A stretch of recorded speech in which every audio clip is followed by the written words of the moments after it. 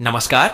आप देख रहे हैं भारत की जमीन से उठी वो आवाज जो कभी दबती नहीं, जो हमेशा न्याय और अधिकार की लड़ाई में आगे रहती है। आज की ये रिपोर्ट सीधी आ रही है प्रयागराज से, जहां एक ऐसा दृश्य देखने को मिला जिसने वहां मौजूद हर शख्स को भावुक कर दिया। जी हां, अपने तीखे तेवरों और कड़क अंदाज के लिए जाने जाने वाले आजाद समाज पार्टी के प्रमुख और सांसद चंद्रशेखर आजाद इस बार मंच पर भावनाओं से भर गए। उनकी आवाज थरथरा उठी, आंखें नम हो गईं और भीड़ में सन्नाटा छा गया। प्रयागराज के कादपुर स्थित राजा रानी गार्डन में जब चंद्रशेखर आजाद प्रबुद्ध जन सम्मेलन को संबोधित कर रहे थे, तभी अचानक उन्होंने कहा, मेरे भाइयों पर लाठियां बरसाई जा रही हैं, उन्हें अपमानित किया जा रहा है। और इतना कहते ही एंकर कहता है मानो उस पल वक्त थम गया हो। हजारों की भीड़ खामोश थी। मंच पर खड़े चंद्रशेखर ने अपना चश्मा उतारा और कैमरों के सामने अपने आंसू पोंछे। उस वक्त उनका गला रुंध गया था, लेकिन उनकी आवाज में वो दर्द था जो हर उस इंसान के दिल में महसूस हुआ जिसने अन्याय के खिलाफ कभी आवाज उठाई हो। यह सिर्फ एक सम्मेलन नहीं था, यह एक जज्बे की पुकार थी। एक नेता नहीं बल्कि एक बेटा बोल रहा था, अपने समाज के लिए, अपने लोगों के लिए। और जब हम उस दृश्य को देख रहे थे तो लगा कि यह सिर्फ राजनीति नहीं, यह इंसानियत की पुकार है। चंद्रशेखर आजाद ने कहा, मेरे भाइयों पर लाठियां बरसाई जा रही हैं, उन्हें बेइज्जत किया जा रहा है। और जब मैं ये सब देखता हूं तो सोचता हूं कि आखिर हमारी गलती क्या है? क्या सिर्फ इतना कि हमने अपनी आवाज बुलंद की? इन शब्दों के साथ उनकी आंखें नम हो उठीं और भीड़ में बैठे लोग उठकर खड़े हो गए। तालियों की गड़गड़ाहट के बीच हर कोई महसूस कर रहा था कि यह आवाज दिल से निकली है। कार्यक्रम शुरू होने से पहले एयरपोर्ट पर मीडिया से बातचीत में चंद्रशेखर आजाद ने बसपा सुप्रीमो मायावती पर भी तीखा हमला बोला। उन्होंने कहा, मायावती जिस तरह से योगी सरकार की तारीफ कर रही है वह दलित समाज के लिए चिंता का विषय है। और क्या मायावती की यह तारीफ वास्तव में राजनीतिक रणनीति है या फिर बदलते दौर का संकेत? चंद्रशेखर आजाद ने कहा, जिस सरकार के राज्य में रायबरेली में हमारे लोगों को पीटा जा रहा है, जहां हमारे महापुरुषों का अपमान हो रहा है, जहां न्याय की जगह जूते फेंके जा रहे हैं, उस सरकार की तारीफ करना तर्कसंगत नहीं है। उनकी आवाज में रोष था, दर्द था और साथ ही वो ठहराव जो सिर्फ एक सच्चे संघर्षशील इंसान के भीतर होता है।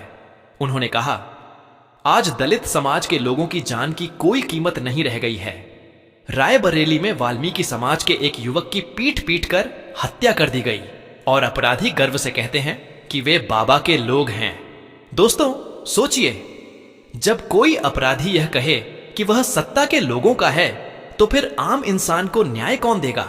चंद्रशेखर बोले, हमें नहीं पता कल कौन सी लाठी हमारे सम्मान पर पड़ेगी, कौन सा जूता हमारी आवाज को कुचलने की कोशिश करेगा, लेकिन हम पीछे नहीं हटेंगे। उनकी यह बात जैसे बिजली की तरह गूंजी और वहां मौजूद हर शख्स के दिल में उतर गई। मंच पर तालियों की गूंज, भीड़ में जोश और मीडिया कैमरों में कैद वह भावुक चेहरा, यही तस्वीर थी प्रयागराज के राजा रानी गार्डन की। यह वही चंद्रशेखर हैं जो हर मंच से कहते आए हैं कि हम डरने वाले नहीं, झुकने वाले नहीं। लेकिन आज वही चंद्रशेखर जब आंसू पोंछते नजर आए तो पूरा समाज सन्न रह गया। यह केवल आंसू नहीं थे, यह दर्द था उस वर्ग का जो बार बार ठगा गया, जो आज भी न्याय की आस लगाए बैठा है। इस सम्मेलन से पहले कई बार इसकी अनुमति रद्द की गई, 3 बार तारीख बदली गई, लेकिन चंद्रशेखर कहते हैं, हमारा हौसला नहीं टूटा। आखिरकार आज हमें अनुमति मिली और हमने यह सम्मेलन किया। उन्होंने कहा, यह आंदोलन सहारनपुर से शुरू हुआ था और इलाहाबाद की धरती पर आकर खत्म हो रहा है। इलाहाबाद जो न्याय का प्रतीक है। और शायद यही वजह थी कि उन्होंने इसे इलाहाबाद की धरती से खत्म करना चुना, क्योंकि यह वही जगह है जहां से संविधान, कानून और न्याय की ताकत निकलती है। चंद्रशेखर बोले, हमारा उद्देश्य था कि उत्तर प्रदेश के पढ़े लिखे, जागरूक अधिकारी, कर्मचारी और बुद्धिजीवी समाज इस आंदोलन से जुड़े। और मैं कह सकता हूं कि हम इस मकसद में काफी हद तक सफल हुए हैं। भीड़ में बैठे नौजवानों की आंखों में चमक थी, बुजुर्गों की आंखों में उम्मीद और युवतियों के चेहरों पर विश्वास। यह दृश्य सिर्फ राजनीतिक नहीं, भावनात्मक था। जब चंद्रशेखर आजाद ने कहा कि हमारे बड़े नेता कमजोर पड़ गए हैं, तो यह वाक्य सीधे उस व्यवस्था पर तंज था जिसने कभी समानता और न्याय का सपना दिखाया था, लेकिन आज वही सपना धुंधला पड़ता दिख रहा है। उन्होंने कहा, आज संघर्ष की जरूरत और बढ़ गई है। जब हमारे अपने लोग सत्ता के साथ खड़े हैं, तब हमारी जिम्मेदारी और बढ़ जाती है। ये वही चंद्रशेखर हैं जिन्होंने सड़कों पर चलकर, जेलों में रहकर, गोलियों का सामना करके यह दिखाया कि आंदोलन सिर्फ भाषणों से नहीं, बलिदान से चलते हैं। और आज जब वो मंच पर खड़े होकर आंसू बहा रहे थे, तो यह देश के हर दलित, हर वंचित और हर न्यायप्रिय इंसान के लिए एक संकेत था कि अब लड़ाई भावनाओं की नहीं, अस्तित्व की है। उनका कहना था, हम लड़ेंगे लेकिन सम्मान के साथ, हमें कोई डराने वाला नहीं। अगर हमारे नेता कमजोर पड़ रहे हैं, तो अब हर युवा को आगे बढ़ना होगा। और शायद यही संदेश था उस सम्मेलन का, कि यह वक्त किसी के पीछे चलने का नहीं, बल्कि अपने भीतर के नेता को जगाने का है। चंद्रशेखर ने भीड़ से कहा, हमारे समाज को अब एकजुट होना होगा। हमारी चुप्पी ही हमारी हार बनती है। जब तक हम आवाज नहीं उठाएंगे, कोई हमारी आवाज नहीं सुनेगा। भीड़ जय भीम के नारों से गूंज उठी। लहराता हुआ नीला झंडा और मंच पर खड़े एक भावुक नेता की छवि। यह दृश्य किसी समाचार से बढ़कर एक प्रतीक बन चुका था। ये वही नेता हैं जो कहते हैं कि संविधान ही हमारा धर्म है, न्याय ही हमारा उद्देश्य है। और जब वो बोलते हैं तो लगता है जैसे बाबा साहेब की आत्मा फिर से इस धरती पर गूंज उठी हो। उन्होंने आगे कहा, हमारी लड़ाई किसी व्यक्ति से नहीं, उस सोच से है जो हमें दबाना चाहती है। उनकी आवाज में अब ठहराव था और आंखों में एक चमक, वो चमक जो किसी मिशन के पूरा होने की निशानी होती है। शायद यह वही क्षण था जब भीड़ को एहसास हुआ कि आंदोलन सिर्फ नारों का नहीं, आत्मा का हिस्सा है। और आज उस आत्मा को आवाज दी चंद्रशेखर ने। लोगों ने नारे लगाए, जय भीम, जय संविधान, चंद्रशेखर तुम्हारा मिशन जारी रहेगा। और इस तरह प्रयागराज की धरती पर एक भावुक लेकिन ऐतिहासिक क्षण दर्ज हो गया। 3 बार रोके जाने के बावजूद आखिरकार यह सम्मेलन हुआ, और हुआ एक ऐसी आवाज के साथ जो आज हर गली, हर मोहल्ले में गूंज रही है। यह सिर्फ एक सभा नहीं थी, यह एक संदेश था कि जब नेता रोता है तो सिर्फ आंखों से नहीं, इतिहास भी कांप उठता है। आज का सवाल यही है, क्या सत्ता के गलियारों तक यह दर्द पहुंचेगा? क्या उन आवाजों को सुना जाएगा जो लाठियों के नीचे दबा दी गईं? क्योंकि आजाद समाज पार्टी के नेता चंद्रशेखर आजाद ने जो कहा, वो सिर्फ राजनीतिक बयान नहीं था, वो एक चेतावनी थी। उन्होंने साफ शब्दों में कहा, हम पीछे नहीं हटेंगे, चाहे हमें जितनी बार कुचला जाए, हम उठेंगे, फिर उठेंगे। और यही जज्बा उन्हें बाकी नेताओं से अलग बनाता है। आज प्रयागराज की उस शाम में नीले आसमान के नीचे, नीले झंडों के बीच जब एक नीला साया खड़ा था, तो लगा जैसे इतिहास खुद गवाही दे रहा हो। एक वक्त था जब लोग डरते थे बोलने से, आज वही लोग मंच से चिल्ला रहे हैं, हम चंद्रशेखर के साथ हैं। और यह आवाज, यह नारा, यह भावनाएं शायद आने वाले समय की सबसे बड़ी कहानी कह रहे हैं। तो दर्शकों, आज की यह कहानी सिर्फ राजनीति की नहीं, संघर्ष की है।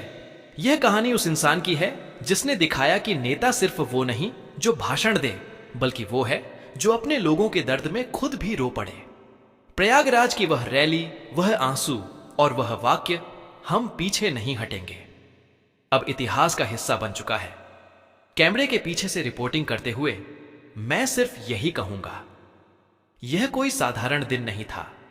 यह दिन था जब एक आंदोलन ने अपने दिल की बात दुनिया से कही। रैली के बाद प्रयागराज की फिजा कुछ बदली बदली नजर आई। लोगों के चेहरों पर जोश था, आंखों में उम्मीद थी, और जुबान पर सिर्फ एक नाम, चंद्रशेखर आजाद।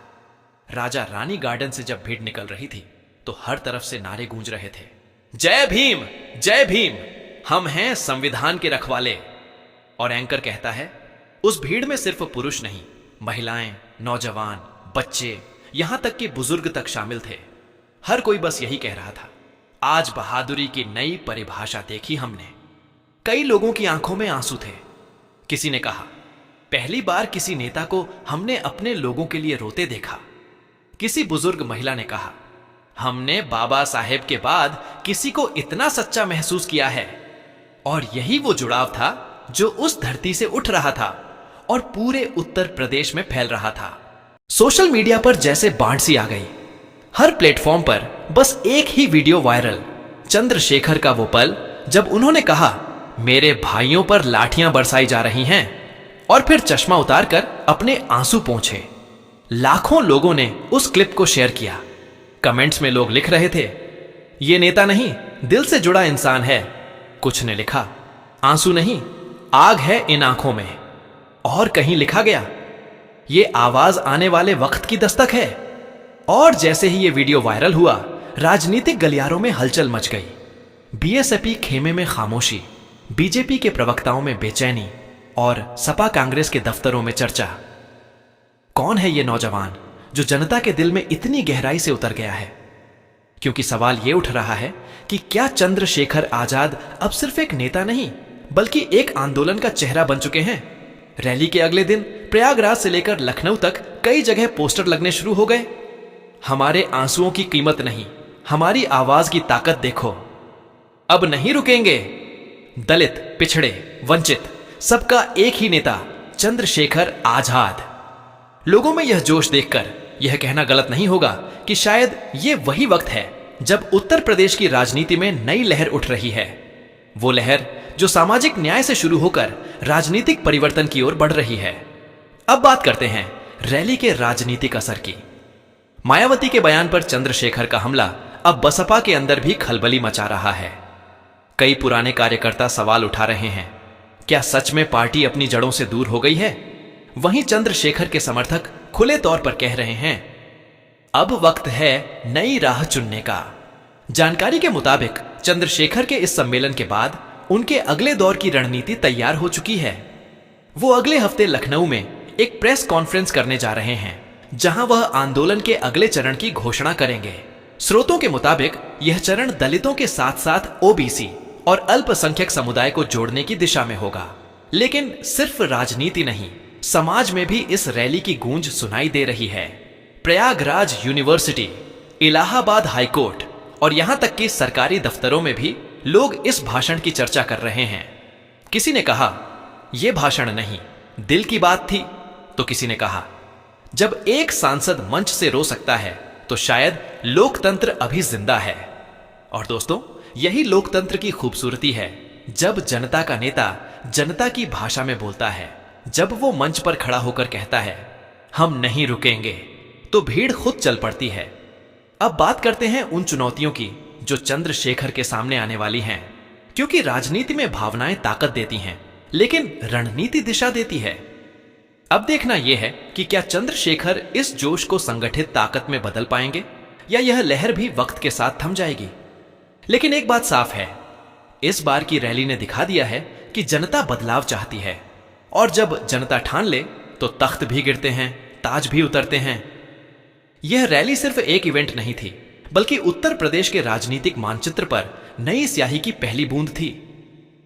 हमने वहां से कई लोगों से बात की। किसी ने कहा, हमारे समाज को नई उम्मीद मिली है। किसी नौजवान ने कहा, अब डर नहीं, अब जवाब देंगे। एक बूढ़े कार्यकर्ता ने कहा, ये आंखों के आंसू नहीं, आने वाले तूफान की निशानी है। और सच कहें तो यही है लोकतंत्र की असली ताकत, जब एक आंसू आंदोलन की शुरुआत बन जाए। अब बात करते हैं देश भर की प्रतिक्रिया की। दिल्ली से लेकर मुंबई, जयपुर से लेकर भोपाल तक जगह जगह छोटे छोटे समूहों ने इस घटना पर एकजुटता जताई है। लोगों ने मोमबत्तियां जलाई, सभा की और कहा, हम चंद्रशेखर के साथ हैं। शायद अब यह सिर्फ उत्तर प्रदेश की लड़ाई नहीं, बल्कि पूरे देश के उस तबके की आवाज है जो बरसों से मौन था। अब वो बोल रहा है, जाग रहा है और लड़ने को तैयार है। और जब भीड़ बोलती है तो सत्ता को सुनना पड़ता है, क्योंकि यही इतिहास कहता आया है कि जब जनता की आंखों से आंसू गिरते हैं तो महलों की नींव हिलती है। लेकिन सवाल यही है, क्या सत्ता अब भी इन आवाजों को नजरअंदाज करेगी? क्या सरकार अब भी यह मानती रहेगी कि सब कुछ ठीक है, या फिर यह रैली आने वाले बदलाव की दस्तक है? क्योंकि अब यह आंदोलन सिर्फ चंद्रशेखर का नहीं रहा। अब यह आंदोलन हर उस इंसान का है जिसने कभी अन्याय सहा, जो कभी चुप रहा और अब बोलने को तैयार है। भीड़ की एक महिला की आवाज कैमरे में कैद होती है। हम अपने बच्चों के भविष्य के लिए यहां आए हैं। हमें इंसाफ चाहिए और हम इसे लेकर रहेंगे। यही है उस आंदोलन की असली ताकत, भावनाएं, विश्वास और दृढ़ संकल्प। अब देश की निगाहें चंद्रशेखर आजाद पर हैं। क्या वह इस भावनात्मक लहर को संगठन की ताकत में बदल पाएंगे? क्या आने वाले चुनावों में यह ऊर्जा परिणाम में बदल सकेगी? समय देगा जवाब। लेकिन इतना तय है कि प्रयागराज की इस धरती से जो आवाज उठी है वो अब थमने वाली नहीं। यह कोई खबर नहीं, एक इतिहास बनते हुए देखना है। हम पीछे नहीं हटेंगे, हम झुकेंगे नहीं। जय भीम, जय संविधान।